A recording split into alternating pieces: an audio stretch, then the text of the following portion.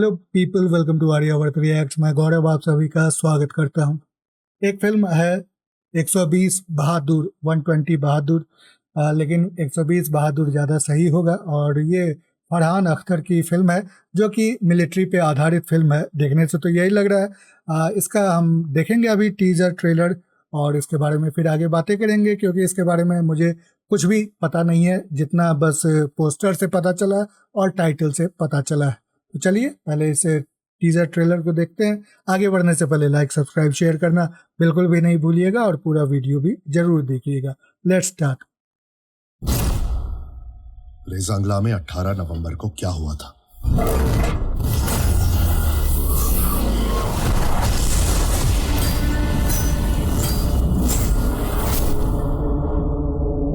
मैं चाहता हूं कि ये कहानी सच हो, लेकिन बिना किसी सबूत के कैसे?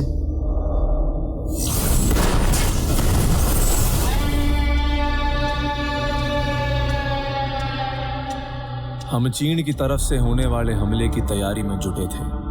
पारा -24 डिग्री के भी नीचे। सिर्फ एक मेजर साहब थे जो ठंड से बेखबर थे। उनके अंदर जैसे कोई आग जल रही हो।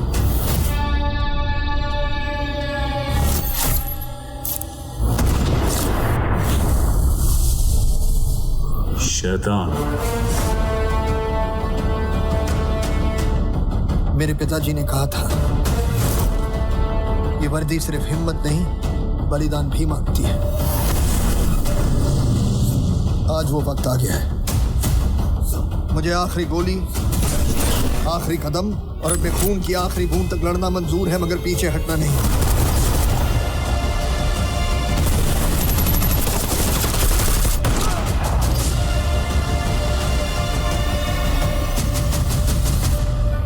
हम पीछे नहीं हटेंगे।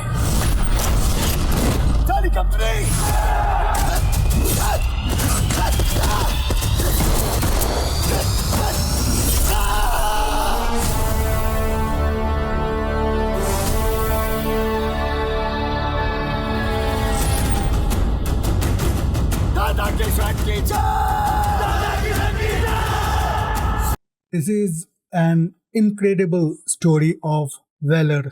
बहुत ही जबरदस्त ये फिल्म साबित हो सकती है।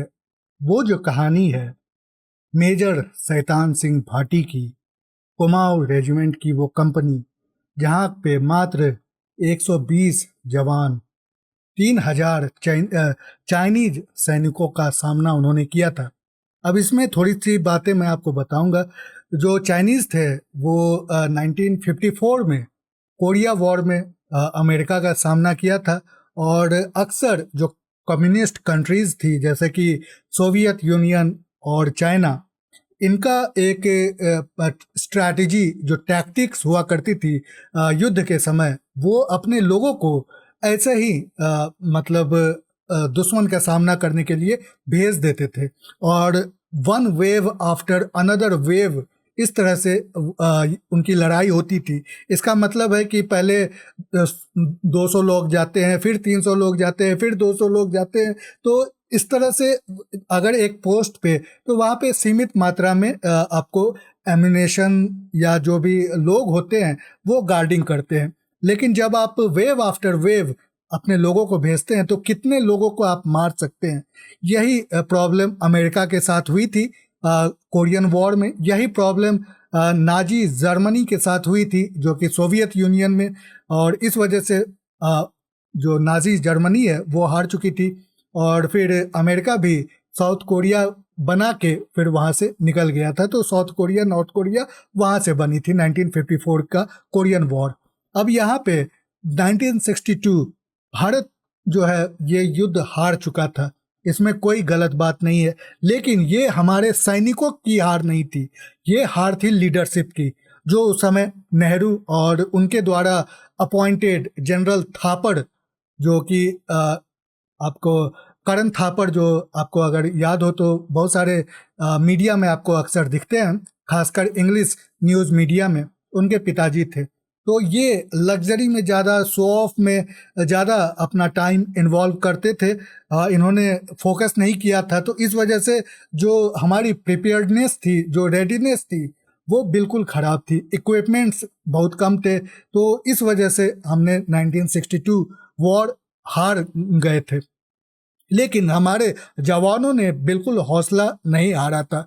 उनके पास जो यहाँ पे इस कहानी में दिखाया गया है, इक्विपमेंट्स उनकी भी नहीं थी, रीइंफोर्समेंट उनकी भी नहीं थी। मात्र 120 लोग थे वहाँ पे, और उन्होंने 3000, जैसे मैंने कहा कि वेव आफ्टर वेव लोग भेजते चले जा रहे थे चाइनीज साइड की तरफ से, वही यहाँ पे देखने को मिला था। और उस मेजर शैतान सिंह ने उस रेजंगला पास को बचाया था। बहुत ही इम्पोर्टेंट पास थी। अगर देखें हमारी थोड़ी सी जो लीडरशिप अच्छी हुई, तो 1967 में हमने चाइनीज़ को बहुत गंदे तरीके से मारा था। अगर आपको पता न हो ये हिस्ट्री, तो आप ज़रूर पढ़ें। 1967 में भी भारत चीन के बीच में एक छोटा सा युद्ध हुआ था, ज़्यादा बड़ा युद्ध नहीं था लेकिन छोटा था, और उसमें भी चाइनीज़ को बहुत ही बड़ी मार पड़ी थी। तो वो हमें नहीं बताया जाता, हमें बस 1962 की स्टोरी सुनाई जाती है, ताकि हम बस यही सोचते रहे कि हम हमेशा हारते आए हैं। तो इसीलिए, लेकिन वो ये जो स्टोरी लाइन है, ये बिल्कुल डिज़र्व करती है बड़े पर्दे पे बताई जाए। अब इसमें फरहान अख्तर जो है, ठीक है, टैलेंटेड एक्टर है, लेकिन as a major Shaitan Singh के रूप में वो कितना मतलब कारगर साबित होते हैं पर्सनालिटी के रूप में। क्योंकि अगर उनकी फ़ोटो आप देखें मेजर शैतान सिंह की, तो वो थोड़े से एल्डरली थे, मतलब एकदम यंग टाइप के तो नहीं थे। और इस तरह से जो फरहान अख्तर का एक ग्लैमरस सा उनका फिजिक है, वैसा भी नहीं था। वो एकदम खाटू पहाड़ी थे, और इसीलिए कुमाऊं रेजिमेंट के साथ थे वो। तो इसीलिए देखने वाली बात होगी कि कितना सूटेड रहेगा फरहान पे ये रोल। एनीवेज, उम्मीद है कि ये फिल्म ज़बरदस्त निकले।